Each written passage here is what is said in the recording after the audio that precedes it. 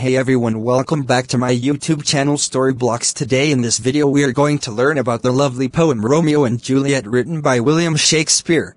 First things first, the pictorial representation of the Montague family. Montague is the Romeo's father.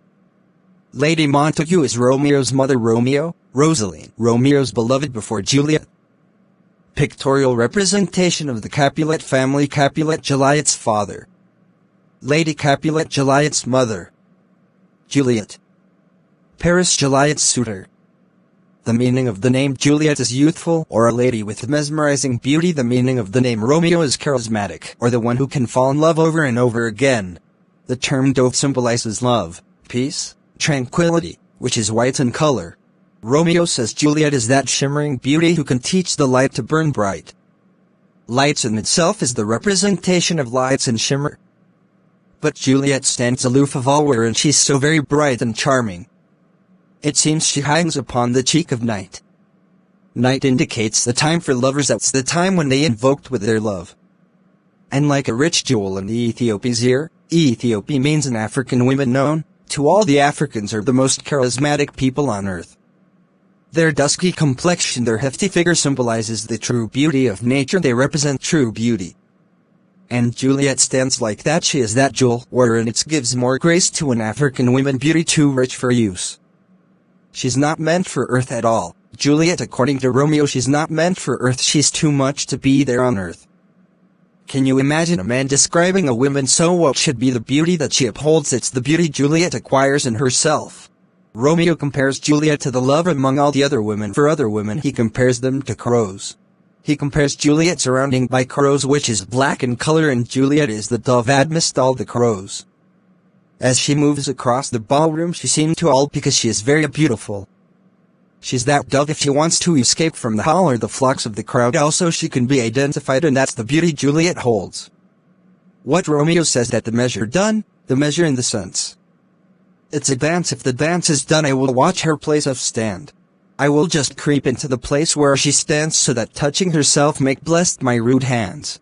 Once I touch her, once I kiss her hands, my hands will meet in mine. My hands will turn out to be a smooth one, because I have touched the god of beauty, and this god of beauty will soften my rough hand. But all of a sudden there's the tone of sarcasm. Or if we have to say, was he too much in love with Juliet than Rosaline? The answer is yes. He was mesmerized by her beauty. It was a love at first sight. This is where we all are stuck up. Did my heart love till now? Did I ever love this much? Was this somebody whom I loved so much? No, it wouldn't be, because it's only Juliet wherein my heart pounded. Forswear, it's sight, for I never saw true beauty till this night. And he says that there wasn't any beauty than Juliet till this night, and further also there wouldn't be any beauty just like Juliet. She has an aesthetic beauty. Romeo holds Juliet in a higher position of beauty. And he says that there is no beauty than Juliet. He wouldn't have seen such a beauty that of Juliet that was she, and she represents beauty. Juliet represents beauty. Beauty represents Juliet. You would have ever witnessed man symbolizing the beauty of women. It wouldn't be too very difficult for a man to describe a woman, but it has always been a problem with women to describe a man. I think we should be tutored under Juliet, because she describes Romeo in a way possible, again just like Romeo did it to Juliet. Here is how Juliet described Romeo. Both are drifted, both are contradicts to each other. The first of Romeo's soliloquy is when it was love at first sight, and after that, before this extract, before this scene. Romeo and Juliet fell in love. They contacted each other for lifetime. They entered a wedlock secretly, and this is the soliloquy of Juliet, wherein she is eagerly waiting for Romeo to come to meet her that night. And here is the one she has described Romeo in a very lucid way. Of course, Romeo stands no more different in being a charismatic person. The meaning of the name Romeo is nothing but being masculine, energetic, and mesmerizing. He is as mesmerizing as Juliet's can be. You can skip your heartbeat for Romeo, of course, ladies. And let's go with the description. Come night, come Romeo, come thou day and night. Here is Juliet eagerly and rigorously waiting for Romeo, because he had to jeopardize his life only to meet Juliet, because the two families Montague and Capulet can kill each other, and Romeo has jeopardized his life to come and meet Juliet.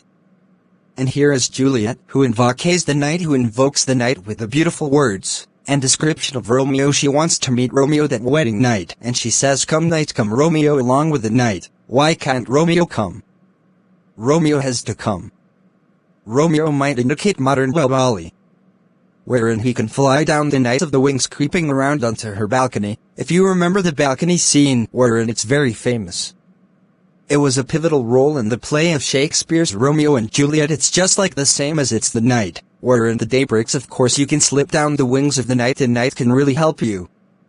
Raven is a huge bird which is black in color and has a very coarse sound, and everything here the night the raven bird, which indicates the sign of bad omen or ill omen, premonitions that Juliet knows about their impending death.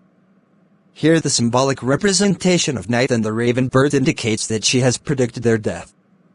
Everything she describes is about night, because that's the time wherein she wants to meet Romeo. There is a premonition of their last meet, and after that they are skeptical about their life together, and she had already predicted her death. She says that when they will die, I want my Romeo with me, please give me my Romeo. Why do I have to have Romeo with me? Take him and cut him out in little stars, so that I can cut him into little stars, because stars aren't enough to beautify the night. The charisma of Romeo can beautify the night more than any stars on sky, and he can really do that. Thoughts the beauty he holds. She is asking to take him and cut him in little stars, because she wants to indicate the provocative love towards Romeo. She wants to die because she knows she will, because they would have jeopardized their love life only because of the family that are enemies. She says that I want my Romeo, so that I can cut him and furnish him there on the sky, so that the sky might look more brighter and more beautiful than that with the stars, and he will make the face of heaven so fine, when he is so very charismatic, when he is so very mesmerizing. The cut down stars of the cut down pieces of Romeo can be the furnace of heaven, that all the world will fall in love with the night. It's no more or less everybody fall in love with night, not because you can sleep. Night is a time wherein you can refurbish your dreams. One night can be so much beautiful, nobody can wait for the morning or the dawn. Everybody loves morning too, because you have the shimmering sun. But when Romeo is cut into pieces and put in the garnished as a star, nobody would want to face the garish sun. Garish is nothing but a very screechy sun, because everybody will fall in love with the night.